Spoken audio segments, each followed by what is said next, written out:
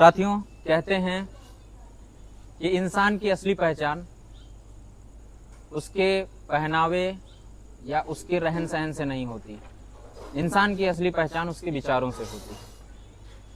और आज के समय में जब लोग गांव से पलायन करके शहरों की तरफ आगे बढ़ रहे हैं, ऐसे में कुछ लोग ऐसे भी हैं समाज में जो अपना रोजी रोटी का काम, अपने दिनचर्या का काम वो शहरों में रहकर कर रहे हैं, और उसके बावजूद वो अभी भी वो अपने गांव की जड़ों से, अपने गांव की गलियों से, अपने गांव और समाज से जुड़े हुए हैं। ऐसे ही तमाम विचारकों में से मैं तमाम लोगों से मिलता रहता हूं, और उन्हीं में से मैं एक खास शख्सियत को लेकर आज आपके सामने आया हूं। पॉडकास्ट की इस श्रेणी में, इस श्रृंखला में आज हमारे साथ हैं हमारे गांव के एक वकील साहब हैं, और हमारे दादाजी भी हैं। गहरे विचारक हैं, समाज के तमाम विभिन्न मुद्दों पर उनकी गहरी समझ है। जैसे कि वो कानून की पढ़ाई करके अपने 25 से 30 साल के वकालत के करियर में रह चुके हैं, तो उनका समाज का देखने का नजरिया क्या है। मैं हूं आपका दोस्त आलोक मिश्रा, और स्वागत है आपका तक्षशिला स्कॉलरशिप में। आइए हम आपको अपने मेहमान से मिलाते हैं, आदरणीय श्री राजेश बाजपेयी एडवोकेट जी। तो बहुत बहुत स्वागत है दादाजी आज हमारी पॉडकास्ट की सीरीज में। जैसा कि हमारे दर्शक जानते हैं, हम लोग पहले भी बातचीत कर चुके हैं, और आए दिन जब भी मुझे समय मिलता है तो मैं आपसे हमेशा इस विचारधारा में रहता हूं कि कुछ ना कुछ नया सीखने को मिलता है। तो उसी श्रृंखला में आज फिर से बातचीत के क्रम में हम कुछ सवालों और कुछ अपने अंदर की कसमकस को लेकर आपके सामने फिर से आ चुके हैं। तो पहले तो हम आपसे जानना चाहेंगे कि करीब करीब जितना मैं जानता हूं 25 से 30 सालों के वकालत के करियर में सुल्तानपुर दीवानी में वकालत किए हैं, और अभी वहां रहते भी हैं। तो ये बताएं हमारे दर्शकों को कि सुल्तानपुर में रहते हुए आप गांव के साथ जो अपना जुड़ाव बना के रखे हैं, इसकी क्या खास वजह है? मुझे सुल्तानपुर मैं 85 में गया था पढ़ने के लिए।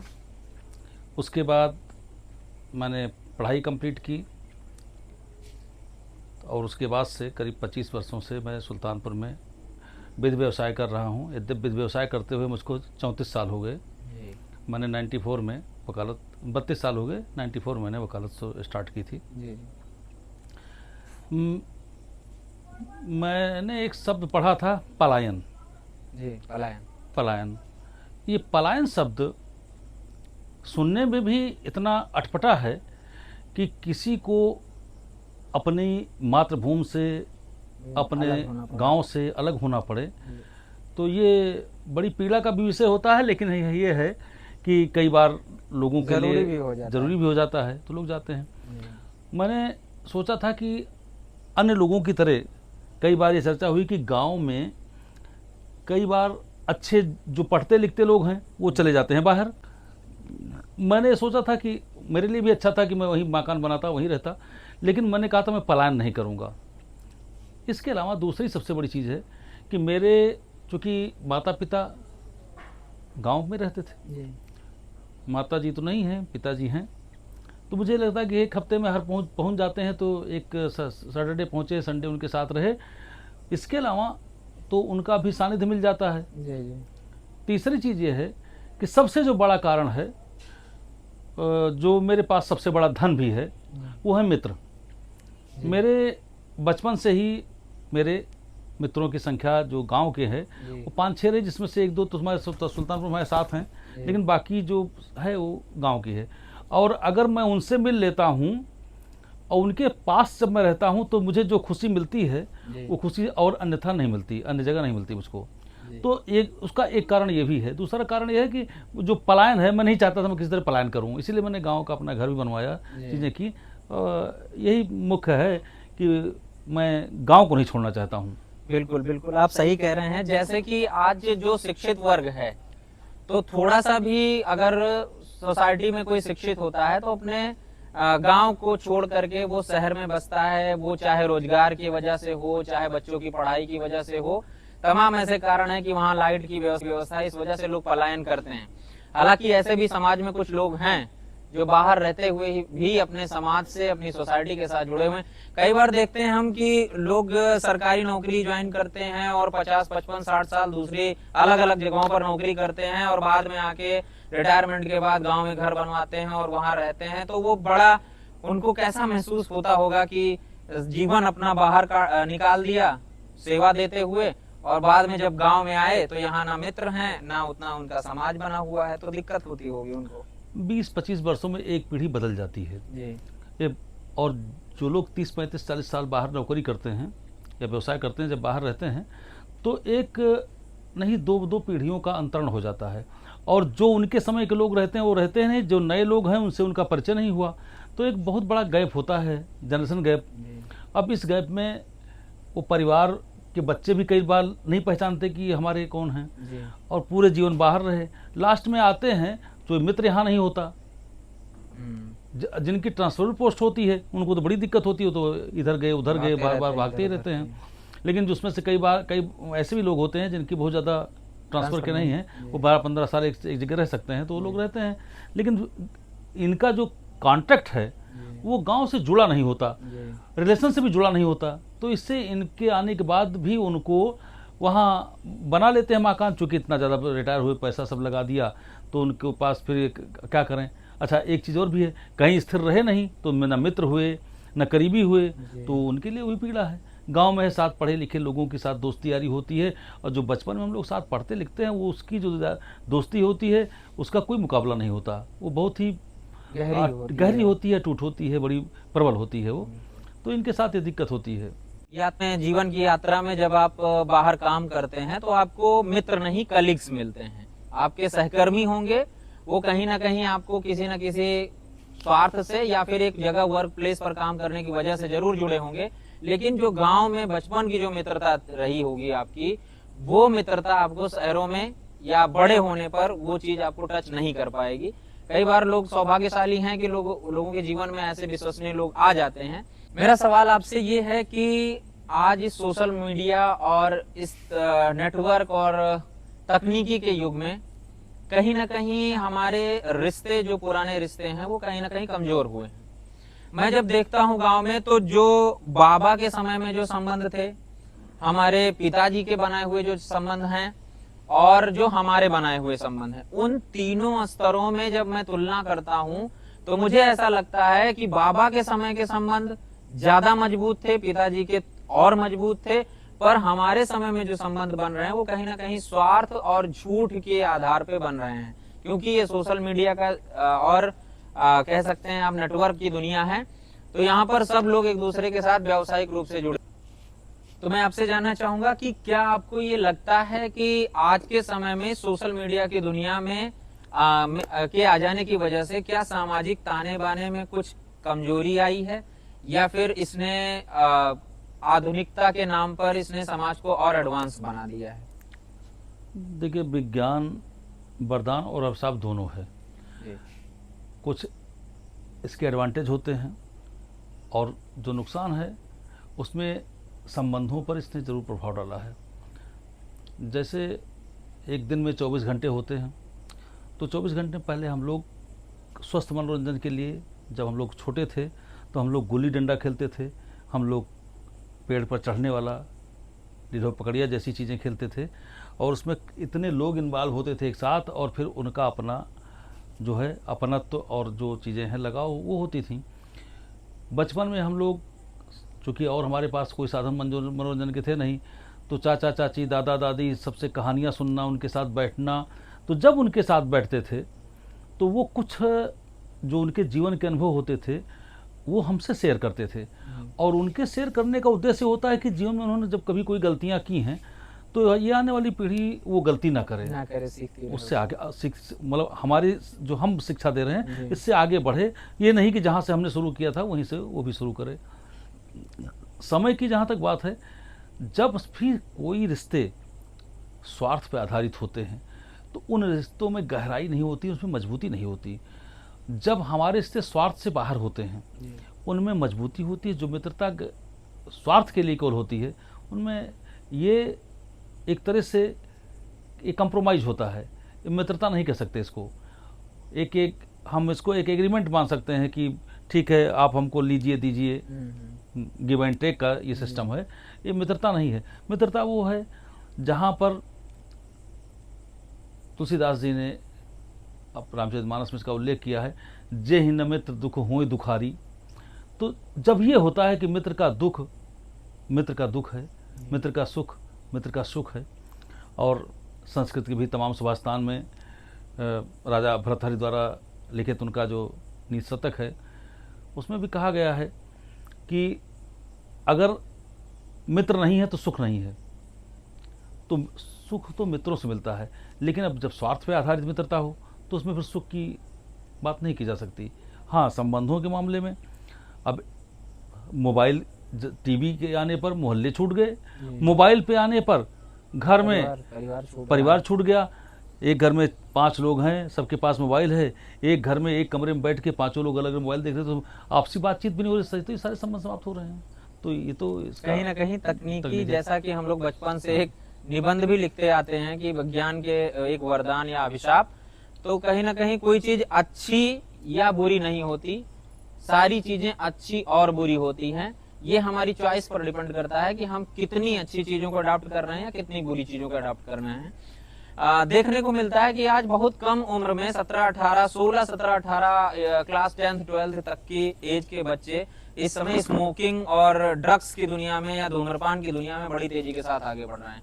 हालांकि मैं भी पेशे से एक शिक्षक हूं, तो मैं देखता हूं कि वही बच्चा जो क्लास में बिल्कुल पढ़ाई में रुचि नहीं रखता है, और वही बच्चा जब रोड पे दिखता है और मार्केट में दिखता है, तो वो कहीं ना कहीं ऐसे पान की या सिगरेट की या चाय की गुमटियों पर दिख जाता है।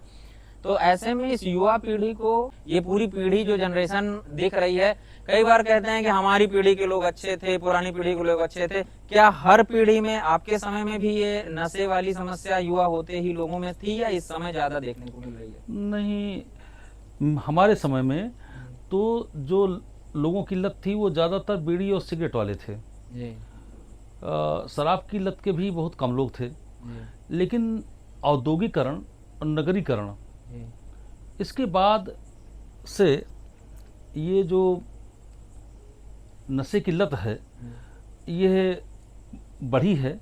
और इधर जो युवा पीढ़ी है इसने तो अब उसके लिए तो जिम्मेदार माता पिता भी हैं, क्योंकि जब माता पिता बच्चों को समय नहीं दे पाते, उनके साथ बैठना नहीं होता उनका, तो जब बच्चों के साथ बैठेंगे तभी उनको संस्कार देंगे, तभी वो जो है उनके पास इस बात का ज्ञान होगा, भान होगा। जैसे मेरे पिता बहुत पहले से वो कहा करते थे कि जुआ 1 पैसे का भी नहीं खेलना चाहिए। दूसरी चीज़ है, उन्होंने ये कहा था कि निम्न प्रवृत्ति के लोगों के साथ कभी नहीं बैठना चाहिए। और ये जो नशा है, ये है, इसका कारण निम्न प्रवृत्ति के लोगों का है। जब कोई व्यक्ति निम्न प्रवृत्ति के लोगों के साथ बैठेगा तो जो उनमें बुराइयां हैं वो उनको आसानी से अडॉप्ट करता है। देखिए, नशे के बारे में 2-3 चीज़ें हैं महत्वपूर्ण। जैसे दूध फायदेमंद है सेहत के लिए, लेकिन ग्वाला 1 महीने तक दूध देता है और पैसा उसको 1 महीने बाद मिलता है। अब इसके बाद आप आएंगे शराब। शराब नुकसानदायक है स्वास्थ्य के लिए, लेकिन जब आप लेने जाते हो, एक हाथ से देते हो और एक हाथ से लेते हो, तुरंत पैसा तुरंत। इससे भी जो खतरनाक है, जितनी खतरनाक है, अब अगर उसमें हीरोइन है, कोकीन है, चरस है, तो आप पहले उसको पैसा देते हो और डिलीवरी आपको बाद में होती है। इतनी नुकसानदायक चीज़ और इतनी फायदेमंद चीज़, देखिए दोनों में कितना डिफरेंस है। तो अच्छा, ये नशे के बारे में, चूंकि कई बार ज़्यादातर जो युवा पीढ़ी है वो टीनेजर्स इसकी बहुत ज्यादा गिरफ्त में आ चुके हैं। ये 12 से 18 की उम्र के बच्चे ये सब बिल्कुल स्मोकिंग करते हुए हर जगह करते मिलते हैं। और जबकि एक समय अभी बीच का ऐसा था कि स्मोकिंग करने वाले लोग बहुत कम थे, लेकिन इस समय स्मोकिंग करने वाले, और ये बच्चे वही हैं जो जिनको हम अपनी भाषा में खलिहर कहते हैं, जो पढ़ने में भी अच्छे नहीं थे और इसके बाद वो चौराहा बैठना शुरू किया, तो चौराहे पे निरर्थक बैठे, तो मैं उनको खलिहर ही कहता हूँ। तो ये ऐसे लोगों के साथ ये चीज़ें ज़्यादा होती हैं। कैसे इसको कंट्रोल किया जा सकता है? मतलब हम लोग टीचिंग कर रहे हैं, स्कूलिंग के लेवल पर क्या मोरल भरे हैं ऐसा बच्चों में? हालांकि सीबीएसई ने इस तरीके से हाथ भी अध्यापकों के बांध रखे हैं कि वो कहीं भी, मतलब मार तो आप सकते नहीं और मारना कोई इलाज भी नहीं है। और आजकल के बच्चे देख रहे हैं कि अगर आप समझाने की कोशिश कर रहे हैं तो वो एटीट्यूड है क्लासरूम में उनका कि आपको बिल्कुल मतलब इग्नोर करते हैं क्लास में। तो इस पूरी प्रॉब्लम को किस तरीके से टीनेजर्स तक पहुंचाई जाए कि स्मोकिंग मतलब डेंजरस है? देखिए, जैसे जिन बच्चों के बारे में आप जानते हैं कि वो स्मोकिंग करते हैं, तो अब कभी आपको ये शो नहीं करना चाहिए कि मैं जानता हूं कि आप स्मोकिंग करते हैं। जैसे जब आप जब बच्चा समझ जाएगा कि हमारे टीचर जानते हैं कि मैं स्मोकिंग करता हूं, तो वो आपसे जो है हेट करना शुरू करेगा, दूरी बनाएगा। आप प्रयास इस उसमें कीजिए कि नशे की लत बुरी है, और इसके संबंध में जो कुछ उदाहरण हैं कई लोगों के होते हैं, उनके बारे में बताना चाहिए, और बताना ये चाहिए कि जिन लोगों ने नशा किया उनका क्या हश्र हुआ। और तमाम वीडियोज हैं, जो लोग स्मैक पीते हैं, कोकीन, हशीश चीज़ें जो पीते हैं, तो आप देखिए वो कैसे पड़े रहते हैं और उनका क्या एटीट्यूड होता है। वो बिल्कुल लगता ही नहीं है कि ये सामान्य जीव हैं। तो उनका वीडियो भी जो है वो प्ले करके जो है, पहले आप उसको कलेक्ट करें, उसके बाद उनको प्ले करें। जैसे शराब एक आदमी पीता है, तो जब शराबी कोई शराब पिए रहता है, तो जब वो होश में आता है तो उसको इस बात का ध्यान नहीं होता है। जब उसका शायद वीडियो बना करके उसको दिखाया जाए कि तुम ऐसे थे, इस हालत में पड़े थे, तो शायद उसका उस पर प्रभाव हो। और ये है कि इसके साथ गार्जियन की बहुत बड़ी जिम्मेदारी है, वो बच्चों को इस बारे में हमेशा शिक्षा दे। जैसे हम लोग थे, हमारे माता पिता नशे के बारे में हम लोग सोच नहीं सकते थे, चूँकि इसका असर गार्जियन के प्रभाव, जो गार्जियन का जो आचरण होता है उस पर पड़ता है। जैसे हम लोगों के, हमारे सारे मित्रों में कोई नशा करने वाला नहीं था, तो हम लोगों के, मैं ईश्वर को धन्यवाद दूंगा कि हमारे भी सारे बच्चे और हमारे मित्रों के सारे बच्चों में ये चीज़ें नहीं आई। अब वो चूँकि कह सकते हैं कि संगत का असर पड़ता है, और कई बार अभिभावक भी इस बात की जिम्मेदारी उठाएं, इस बात की जहमत उठाएं कि हमारा बच्चा किस तरीके के बच्चों के साथ उठना बैठना कर रहा है। और कई बार क्रॉस चेक भी जरूरी है। अगर समय रहते 12 से 18 की उम्र में अगर क्रॉस चेक करते करते चीजें कंट्रोल कर ली गई, तो वो बहुत भयानक परिणामों से आपकी अपने बच्चों को बचा सकती हैं। तो अभिभावकों के लिए एक छोटा सा मैसेज है कि सारी जिम्मेदारी टीचर्स की नहीं है, और बच्चे की एज है, टीनेजर्स बच्चे हैं, तो बिगड़ना और उस समय इधर उधर बच्चों के साथ गलत संगत में जाना ये एक आम बात है। जरूरत इस बात की है कि उनसे बड़े, उनके जो अभिभावक हैं, उनके जो टीचर्स हैं, और साथ ही साथ जो उनका दोस्तों का जो ग्रुप है, इन सब चीजों पर ठीक तरीके से नजर रखी जाए और प्रयास किया जाए कि उनको समझा बुझाकर उस चीज से बचाया जाए। कहते हैं कि ये जंजीज का जमाना है, युवाओं का जमाना है। युवा जिस तरफ चलेगा उस तरफ देश की राजनीति और उस तरफ देश का भविष्य मूव कर जाएगा, ऐसा कहते हैं। और आजकल युवाओं में बहुत खासा जोश भी देखने को मिल रहा है। हाल ही में आपने देखा होगा, काकरोच नाम से पार्टी को कितने सारे इंस्टाग्राम और यूट्यूबर्स ने प्रमोट किया, और कितने सारे जंजीज, और ये आप कह लीजिए कि आज के युवा उसके साथ जुड़े हैं। हालांकि बड़ा प्रदर्शन भी दिल्ली में देखने को मिला। कई बार सामान्य स्थितियों में ऐसा देखा जाता है कि युवा जब भी किसी चीज का विरोध करने जुड़ता है, तो उसको जंजी का आंदोलन, कम समझदार बच्चों का आंदोलन, या फिर एक गलत तरीके से देश में प्रोपेगेंडा बनाया जाता है कि ऐसे बच्चे जो है देश के लिए खतरा हैं।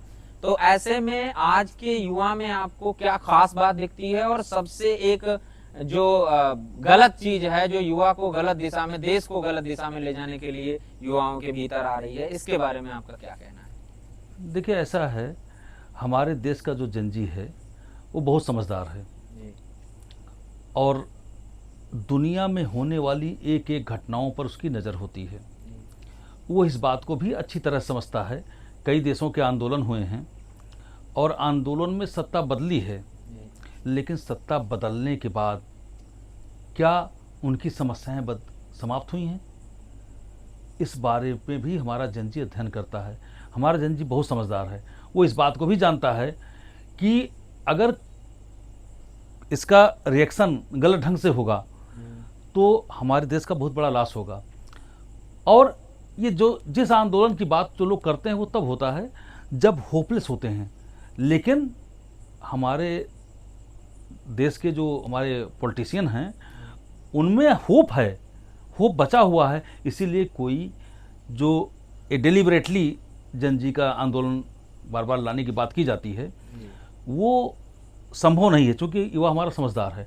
वो ये जानता है कि एक बार अगर हमारे देश में तोड़ फोड़ और ये गदर हुई हाँ, तो तो उसके बाद इसको वापस खड़ा करने में बहुत समय लगेगा। कितना समय लग जाएगा। और युवा ये भी जानता है कि ऐसा करने से किसी देश का कोई डेवलपमेंट नहीं हो सकता, ना हमको इस चीज ऐसा करने से रोजगार मिल जाएगा, ना ट्रेन चलाने से रोजगार मिलेगा, ना किसी पार्टी का खास विरोध करने से। हाँ, हम सवाल गवर्नमेंट से कर सकते हैं, हमने उनको वोट दिया है, हमने अपनी गवर्नमेंट चुनी है, तो हम अपनी गवर्नमेंट के सामने उसकी गलत नीतियों का विरोध कर सकते हैं और अपनी मांगे रख सकते हैं।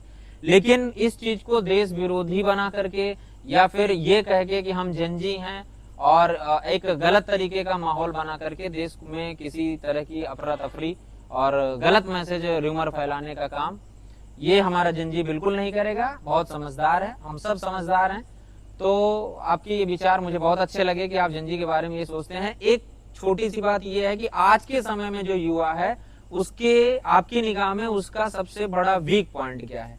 ऐसा क्या है जो युवा अपने लाइफ स्टाइल से थोड़ा सा इम्प्रूव कर ले, चाहे वो पढ़ाई के क्षेत्र में हो, चाहे वो किसी और करियर मेकिंग के क्षेत्र में हो, तो क्या ऐसा अपने डेली लाइफ में ऐड ऑन कर ले कि वो देश के काम आ सके? देखिए, ऐसा है, जो हमारा युवा है उसमें कोई खास कमियां नहीं हैं। बस एक चीज है जो शायद ये एक गैप है, नहीं हो पाया।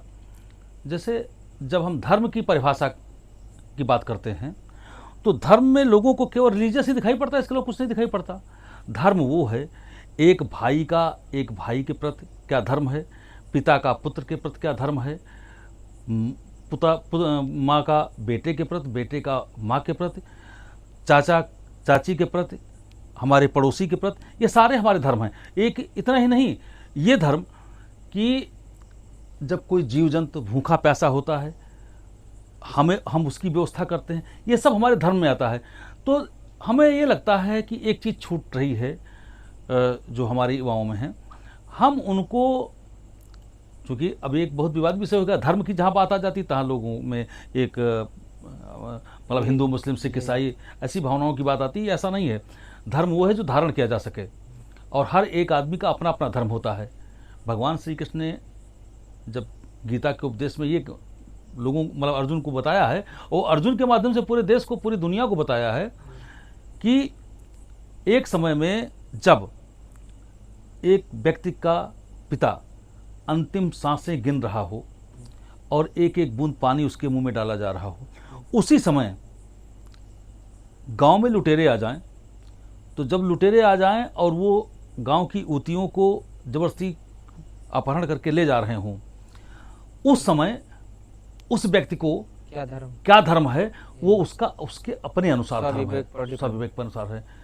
धर्म दोनों हैं, बचाना भी चाहिए लेकिन पिता अंतिम, तो ये निर्णय करना उसका काम है। तो धर्म, अच्छा, यही हमको सिखाता है, यही हमारी शिक्षाएं हैं कि जो हमको बताती हैं कि हमको हमारा सही ट्रैक क्या है। जब हमको सही ट्रैक पता होता है तो हम गलती नहीं करते। हमारे यहाँ सनातन की ये एक खास परंपरा रही है, ये मत करो इसमें पाप होगा, ये मत करो इसमें पाप होगा। और इतना ही नहीं, एक एक चीज़ों को कैसे, एक घर में उठने वाली चींटियों को भी हम आटा डालते हैं कि वो तृप्त हो जाएं। और एक चीज़ और भी आपने देखा होगा, आटा डालने के बाद वो चींटियाँ शांत हो जाती हैं क्योंकि उनकी तृप्त हो जाती है। आपने देखा होगा कि किस तरह से हम लोग मछलियों को आटा खिलाते हैं। इतना ही नहीं, मछली पकड़ना व्यवसाय रहा है, बहुत पुराने समय से व्यवसाय रहा है, लेकिन इसके बाद में भी मछलियों को पकड़ने का जो सावन का महीना है उसमें मना किया गया है कि मछली न खानी चाहिए न पकड़नी चाहिए। कारण क्या है? इसी समय सारी मछलियां गर्भधारण करती हैं। तो सारी चीजें ऐसा सिस्टम से जोड़ा है, इतना धार्मिक साइंटिफिक लॉजिक है। तो लेकिन अब हमारे युवाओं में केवल ये है कि वो धर्म के नाम पे उनके समझ में आता है कि केवल ये हिंदू मुस्लिम का बात है, और जबकि धर्म ये है कि धर्म वो है जो धारण किया जा सके। धर्म किसी मस्जिद और मजार और मंदिर पर जाने से और पूजा पाठ करने से धर्म की परिभाषा तय नहीं किया जा सकता। धर्म अपने कर्तव्यों का ठीक प्रकार से निर्वहन करना ही धर्म है। एक बहुत खास मुद्दा है जो पहले भी मेरे दिमाग में ये सवाल कई बार आ चुका है। तो आज के समय में युवाओं में देखा जा रहा है कि वो शादी और विवाह इन चीजों से लेकर के वो दूरी बनाना चाहते हैं। हालांकि ये भी एक बात सच है कि 28, 30, 31, 32 साल तक की उम्र तक गवर्नमेंट भी आपको अलग अलग एग्जाम क्वालिफाई करने में आपको एज लिमिट देती है, और तब तक एक ठीक करियर बनाने में इतना समय आज की डेट में कंपटीशन की दुनिया है लग ही जा रहा है। लेकिन कहीं ना कहीं 28, 30 और 31 साल की उम्र के जो युवा हैं वो भी आज की डेट में शादी विवाह से दूर हट रहे हैं और उनका कोई इंटरेस्ट नहीं दिखाई दे रहा है। और दूसरी तरफ उसके बहुत सारे ड्रॉबैक्स, फायदे की जगह बहुत सारे नुकसान उनको समझ में आते हैं जब मैं बात करता हूं। तो ऐसे में युवाओं को कैसे सही दिशा दी जाए और कैसे उनको अपने आप को सुरक्षित रखकर आगे ले जाने के लिए क्या निर्णय लेना चाहिए? देखिए, ऐसा है, पहले से ही हमारे जो हमारा पूरा जीवन है 4 भागों में बांटा गया है। हमारा बचपन से 25 तक शिक्षा ग्रहण करना, उसके बाद 50 तक हमको गृहस्थाश्रम में, और 50 के बाद हमको 75 तक वानप्रस्थ में, उसके बाद संन्यास आश्रम में। तो ये निश्चित तौर पे ये जो क्लासिफिकेशन था पूरे जीवन का बहुत सही था। 25 साल तक जो शिक्षा ग्रहण करनी है कर लीजिए, इसके बाद भी आप गृहस्थ जीवन में प्रवेश करने के बाद भी आप तैयारी कर सकते हैं, और आगे जो नौकरियां हैं उनमें आप एग्जाम प्रतियोगिताओं में बैठ करके क्वालिफाई करते हैं। तमाम आप देखिए, तमाम उदाहरण आते हैं कि 2 बच्चों की माँ, 1 बच्चे की माँ, विवाह के इतने साल बाद IAS वो करेक्ट किया, PCS करेक्ट किया, मतलब ये तमाम आप न्यूज़ देखते रहते हैं, तमाम उसमें क्वालिफाई करते हैं। लेकिन अब एक जो ट्रेंड हुआ, बच्चे तैयारी करेंगे, अर्थात तैयारी करने में सबसे बड़ी बात यह है, बच्चे ये समझ ही नहीं पाते हैं कि 25 साल के बाद कि वो एक व्यक्ति हो गए हैं। वो समझते हैं मैं अभी बालक ही हूँ। तैयारी करने में 30-40 साल के तक के बच्चे उनके साथ होते हैं, 35-40 साल तक के, तो वो ये समझते हैं कि मैं तो अभी उनसे छोटा ही हूँ। ये उनके जो दिमाग कर गया है। दूसरी चीज़ है, विवाह जैसी संस्था को भी वो सब इग्नोर कर रहे हैं। चाहे कई लोग लिव इन को अच्छा समझते हैं, लेकिन ये तो बहुत, मैं हमारे हिसाब से और इस भारतीय जो हमारा परिवेश है इसकी व्यवस्था के अनुसार से ये एक बहुत गंदा जीवन है, और मैं इसको हमेशा इसकी निंदा करता हूँ, ये निंदनीय है। और अब रह गई बात बच्चों में, तो निश्चित तौर पे ये एक संकट का समय है। जितनी समय में उनको शादी विवाह करके गृहस्थ जीवन में रहना चाहिए, उस समय वो लोग पढ़ाई कर रहे हैं। तो ये जो है अच्छी बात नहीं है, और उनको इस बारे में मतलब आपका, मैं ये कहना चाहूंगा, इंटरप्ट कर रहा हूँ आपको, कि एक सफल जीवन, एक अगर आपने किसी अभ्यर्थी ने कोई सपना देखा है कि आज के 15 साल बाद मैं ये कर लूंगा, माता पिता की एक्सपेक्टेशन है, और हमारा ये जो एक तरीके से यूपी बिहार का जो कैडर है, यहाँ पर सरकारी नौकर को ही एक सम्मान की दृष्टि से देखा जाता है। समाज में जो सरकारी नौकरी नहीं कर रहा है वो फिर कितना भी योग्य व्यक्ति हो, उसको समाज सामान्य व्यक्ति मानने में और उसको जितनी जरूरत है उतना सम्मान देने के लिए समाज तैयार नहीं है। तो हर जो एस्पिरेंट है वो अपने आप को प्रूव करने के लिए कोशिश कर ही रहा है। तो अगर उसको कोशिश करते करते समय लग रहा है, तो क्या उसको सफल होना जरूरी है, या फिर वैवाहिक जीवन और ये जो ताना बाना सदियों से, वर्षों से चला आ रहा है सनातन संस्कृति में कि 25 वर्ष तक आपको विवाह करना है, फिर आपको गृहस्थ जीवन में आ जाना है, ये ज्यादा बरकरार रखना जरूरी है या एक सफल जीवन जीना ज्यादा जरूरी है? देखिए, सफलता की जहाँ तक बात है, सफलता को परिभाषित अलग अलग ही मानक पे करते हैं। जैसे आपने 35-40 साल की उम्र में आप IAS हो गए, नौकरी पा गए आप, लेकिन आपका जीवन कहाँ गया? IAS बनने के बाद भी आप कैसे जीवन जीते हो, वो बड़ा मुश्किल का हो जाता है। आप अपने घर को नहीं समय दे सकते, परिवार को नहीं दे सकते, तो आपका जीवन कहाँ है? आपको पैसे मिलते हैं, आपको नौकरी मिल गई, लेकिन जीवन की सफलता नहीं है। जीवन की सफलता वहाँ है जहाँ कि आपको जीवन को जीवन की तरह जीना चाहिए। आप माँ बाप को समय नहीं दे पाते, आप अपने बीवी बच्चों को समय नहीं दे पाते, ये जीवन की सफलता नहीं है। लेकिन ये सफलता अगर उसको समय रहते मिलती है तो ये सफलता तो ठीक है, लेकिन अगर 25, 26, 27 के बाद अगर ये जाता है तो ये सफलता नहीं है। ये भले उसकी व्यक्तिगत सफलता हो, लेकिन उसके जीवन की असफलता ही है। मान सकते हैं सबके अपने अपने विचार हैं।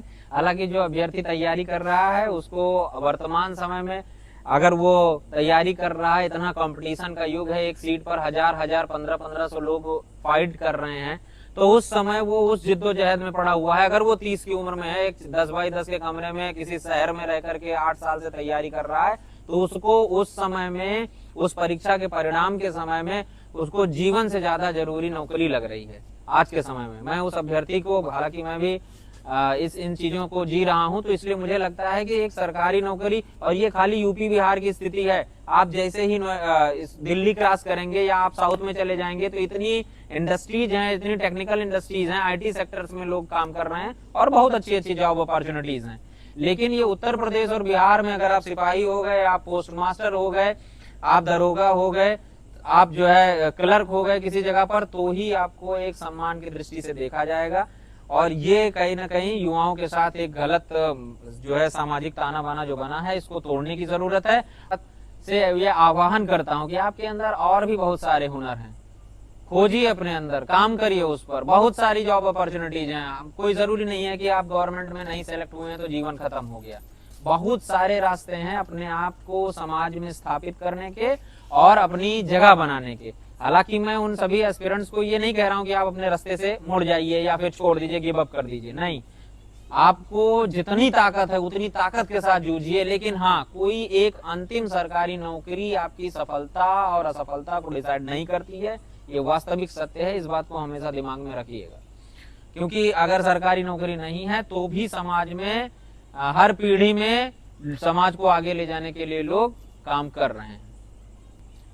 तो बहुत सारी बातें हो गई और मुझे लगता है कि इस वीडियो को देखने वालों को भी, युवा साथियों को भी इंटरेस्ट आएगा, रुचि आएगी और उनको एक मार्गदर्शन मिलेगा कि हमारे से ऊपर की पीढ़ी हमारे बारे में क्या सोचती है। इस समय से भाई शादी विवाह कर लेना चाहिए, उसके बाद भी तैयारियां हो रही हैं, तैयारियां की जा सकती हैं, ये एक मैसेज है।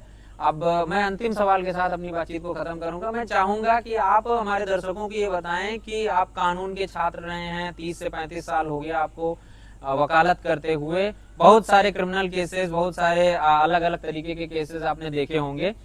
तो एक सामान्य व्यक्ति को कानून की जानकारी होना और एक जो कानून का छात्र है वो समाज को किस नजर से देखता है, एक सामान्य आदमी को कानून की कितनी जानकारी होनी चाहिए, इस पर कुछ प्रकाश डालें। देखिए, कानून की जानकारी सबको होनी चाहिए, मैं इस बात को मानता हूँ।